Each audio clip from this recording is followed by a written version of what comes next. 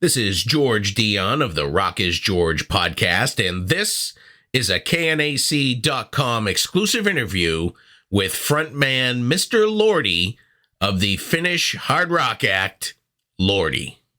If I knew absolutely nothing about Lordi, how would you describe the band's music to me? How would I describe? It sounds like Lemmy Kilmister would be singing Desmond Child written songs. I like that description. Melodic, 80s oriented, 80s influenced hard rock melodic, sometimes even metal, sometimes even disco, actually. But yeah, very melodic, old school rock or hard rock. That's what we are.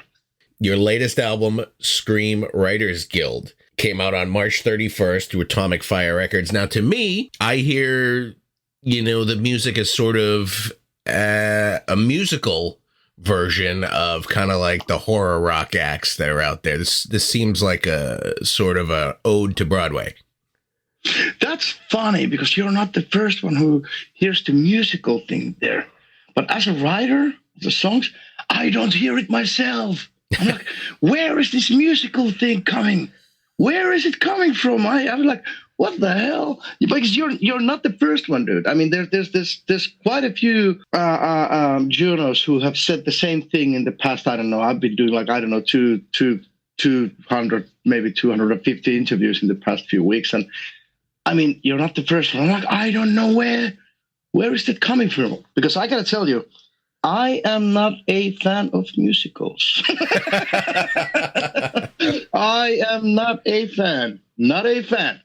Well, maybe there's something on the horizon there for you. You describe this. I hope not. just to put it this way, musicals. Because I love theater. I sometimes I go to theater, to watch some, play with my mom, for example. In theater, musicals, fine. In the movies, musicals are the most satanic thing ever. That is the worst genre in the history of humankind. That is like I love all kinds of movies. I'm a movie geek. I'm a movie freak. I love every kinds of movies except for musicals. That is the lowest, whatever. Okay, but please continue. Just, You're calling this album sort of a new era for Lordi. What do you mean by that? No, well, it's like a reset. It's a reset album for sure. It's it's been 30 years since the first demo. Well, now it's actually 31 years, whatever. Because last year when we started doing this album, recording and writing it, it was January 22, and last year in 22, it was 30 years since the first demos, 20 years since our debut album came out. It was also the year when I just, fired our longtime guitar player, Amen, and we got a new guy in. And it was only a few months after we just released 7-album box set with all kinds of different genres of, my favorite music, So in that way, it was good time to reset and put back the factory default settings to this band. So in that way, it's really I tried to write an album that would be musically, it would be very much in the same vein that the first 3 or 4 albums.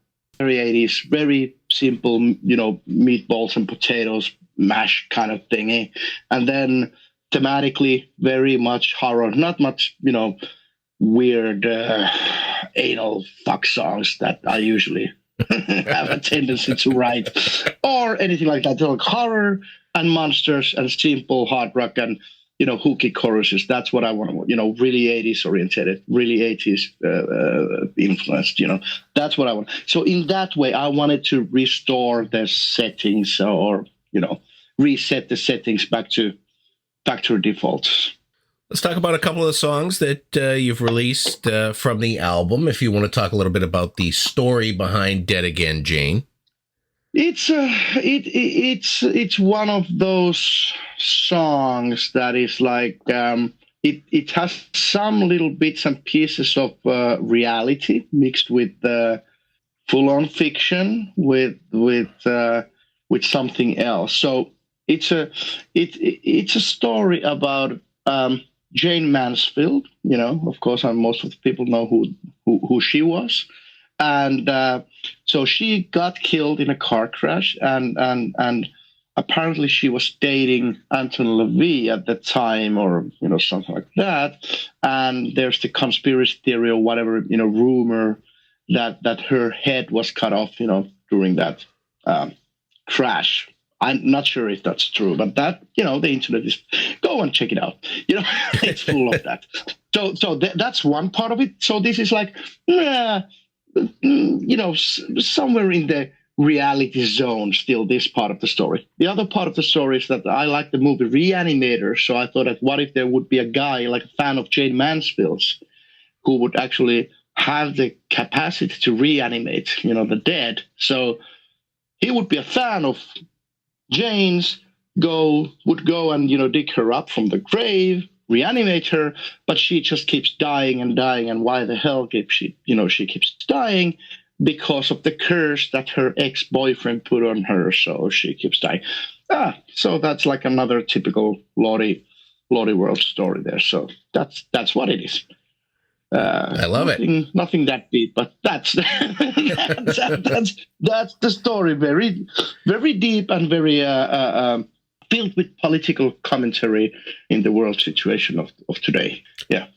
Let's talk a little bit about Thing in the Cage. I'm sort of picturing like a circus sideshow freak here. Right, because it was like actually the idea for this lyric came from my co-writer Tracy Lipp, who's actually an LA-based guy, but he's been living in Finland for 20 years, and he's my vocal coach and partner in crime when we write the lyrics together. So this idea came from him after him watching the movie Nightmare Alley. So that's where he got the idea. I was like, sure, yeah, that sounds nice. Sounds like a nice approach. But when we wrote the lyrics, and it actually, we weren't thinking about it, but it's also like a metaphor of us too, in a way, in some ways. Of course, I mean, we're not miserable on stage, as the freaks on sideshows they probably were.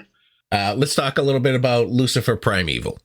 It's definitely the hardest song on the album in my point of view.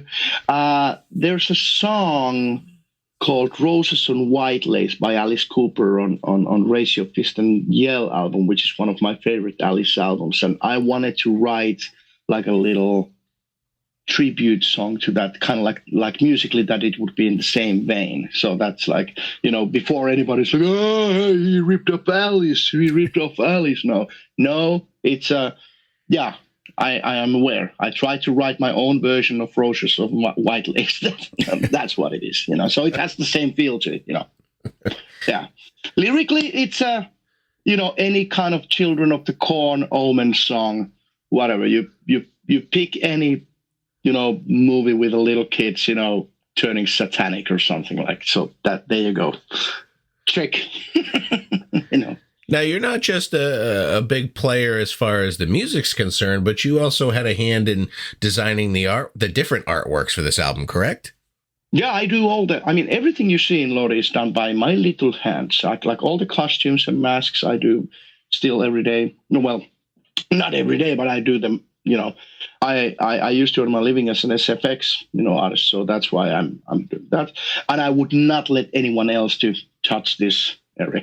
But I am a painter and I'm a graphic designer. So I paint all the album covers, and they are all painted by by hand, but acrylic on canvas. So I paint them. I do all the graphics. I do all the visuals. Even the tour posters. I do all the T-shirts. I do all the merch. I do all the graphics. Everything you see in Lordi is also done by me. That's impressive, and it's equally impressive kind of the packagings you have for this album. You have like a huge collector's box with 3 color variant LPs. You got the CDs, you got the alternate covers, the live DVD, the different LPs from around the world. I mean, that's going to be a huge undertaking. Yeah, but then again, those are not my doings. That's the label who's putting out there. I'm not there in the pressing plant to actually do the vinyls, and they're doing they're doing that stuff. But yeah, I mean, but I love doing graphics. I mean, it's something, you know. I like stuff. What can I say? I'm a materialist. That's what I am. I love shit. I'm a collector myself, and I would. I could not imagine Lordi being a band that, you know, wouldn't really put out a lot of interesting stuff. Also visually, I'm a Kiss collector, if that tells you something. So, enough said, you know. This is your first album for Atomic Fire Records. How'd you end up signing with them? Right. We had no beef, and we absolutely had no problems with AFM Records, who we were with for a long time. But let me put it this way, and this is not even that far from the truth. Atomic Fire guys, they just gave us an offer that we couldn't refuse. That's how simple it was.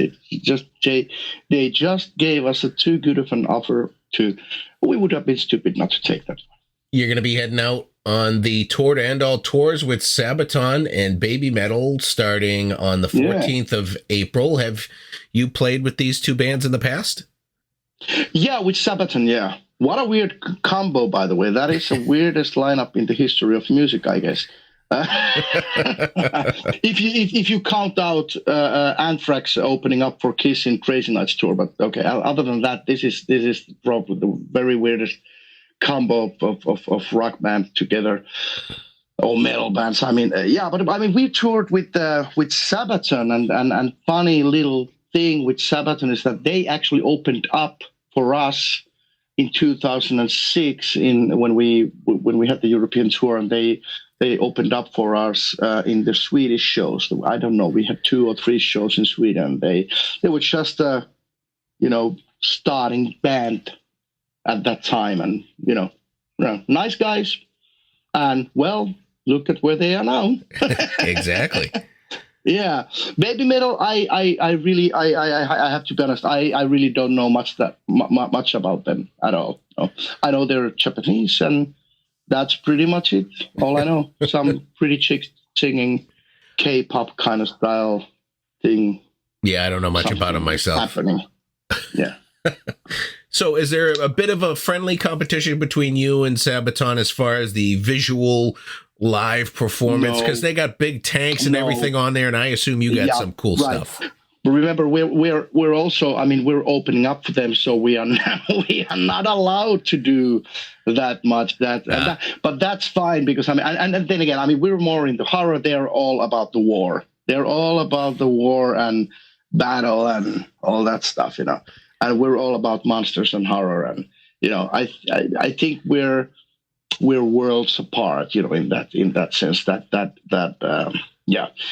It's going to be an easy tour for us for sure, because I mean we were opening up tonight, so with the obvious restrictions that we will be having also, and we don't have that long of a set even, so it's going to be easy. It's going to be like a fucking vacation, like a holiday. Tour for us. As God said, opening up the evening, I will be done showering already before Babymetal probably even finishes up their set. So I don't remember having this kind of a tour in years, maybe even in a decade or something, or maybe I don't know. I mean, I actually know the thing that the last time that we've done something like this, like that would be somehow similar to this, would be Ozfest. Yeah. In 2007, I guess that was the last time we did something like this. That we're not headlining on the tour. Do you have plans to do a headlining tour, or just the festival appearances throughout the summer? Oh, absolutely. Absolutely, we do have, but unfortunately, I'm not allowed to say anything yet. My manager told me that don't open your mouth yet. All right. Yeah, I cannot. Yeah, but there's even talks about US tour. That actually during the COVID times there was quite a few of those failed attempts. Mm-hmm. But of course tickets never went on sale, because this thing keeps going on and keeps going. So but yeah. You've only played the US once, correct? No, sir. No? Quite a few times. I've been we were, let me think, Ozfest, and then I think at least 5 tours. Okay. Yeah, 4 or 5. I mean, the last time we were there was on the maybe Sexorcism tour or Monsterophonic tour. So that would be 2017, I think, 2018, 17. Okay. Last time, so not that long ago. Yeah. You obviously must get the comparisons to the U.S. act Gore. Yeah. Have you? Which is funny. Which I still, it's still. I mean, I know. I mean, it's a big band for you guys there, but in Finland, for example, it's like a who, like what, who, where, yeah, and our ex bass player, for example, when people started saying that you're like War, it's like, what is that? And he literally heard about War for the first time in an interview, like who, what? Because it's not, Gore has never been big or not even medium in Finland, for example, or in Scandinavia. I mean, of course, I mean, they, now that we're more educated, we know that, okay, they have their underground fan base all around the world, of course, and stuff like that. But we really didn't even know about them, that kind of a band exists, because they really didn't have that much of a footing in Europe, or especially in Scandinavia. And the funny thing about this is that I still don't see anything. I don't see the similarities. I mean, yeah, they're dressed up as monsters, but we don't. If you put the pictures of us together, we don't look anything alike. I mean, they're more like Disneyland figures. I mean, they're like over the top, kind of extreme in a way, that they look like comic book characters, more like that, and they're more like I hope I don't hurt any War fans by saying those, that they are meant to look funny and they are meant to look kind of like silly, whereas we are trying to be kind of like monsters from a film, that we're like dressed up as movie monsters, kind of like that. So, like different. I really don't see the similarities, except that both bands are dressing up as monsters. But we don't use like big helmets that are like I don't know, like size of a trash can or something like that. That because I would see that in Disneyland, Mickey Mouse comes up. Yeah. So it's funny, and musically, I mean, we couldn't be more further apart. I mean, so it always amazes me that why is it with the Americans and Gore that it always comes up, and it's like the comparison. I don't know. Is it just because of the monsters? Because we get more compared to Gore with the Americans.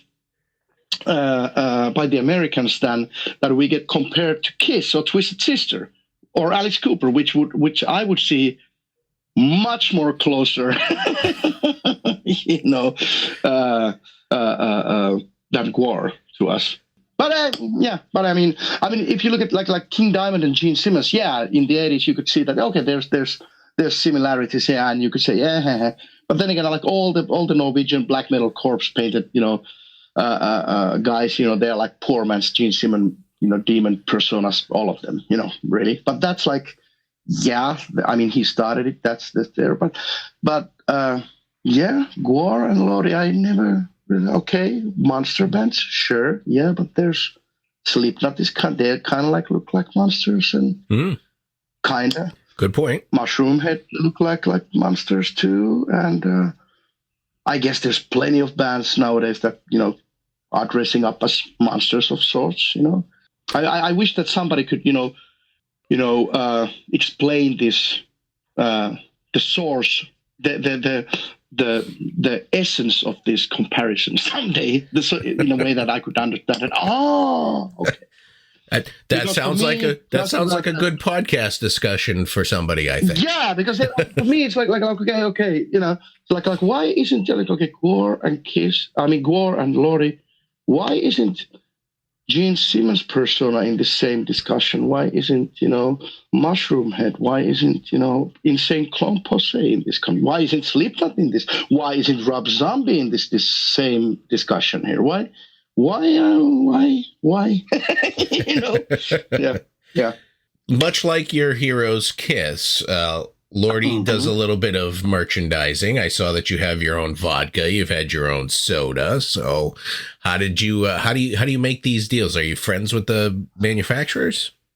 No, it's like, well, not usually. Most of the times the ideas came from outside. We get approached, and that's how it goes. I am a whore. I usually say, yeah. I open my legs, and I'm sure, because I'm a materialist, like I said. I want more stuff. I think it's cool. I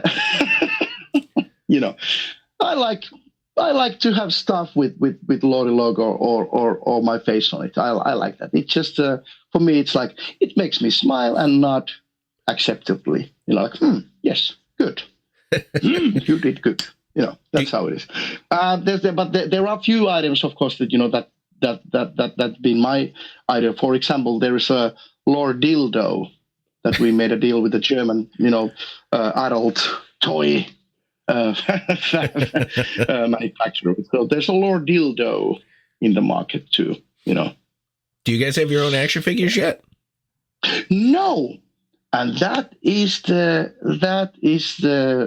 saddest thing, that it's been now 21 years since our first album came out, and there's been so many, attempts, and they all just, collapse, at some point. I mean, yeah, there's been quite a few of those, but every single time, there's some bad karma about, anybody who wants to do Lordi action figures. There's something that the companies, either they go bankrupt or something just in the last minute. And this has happened quite a few times, actually. I remember at least 3 or 4 times this has happened in the past 2 decades, that there's been like, okay, the deals have been done, everything, papers have been signed, and then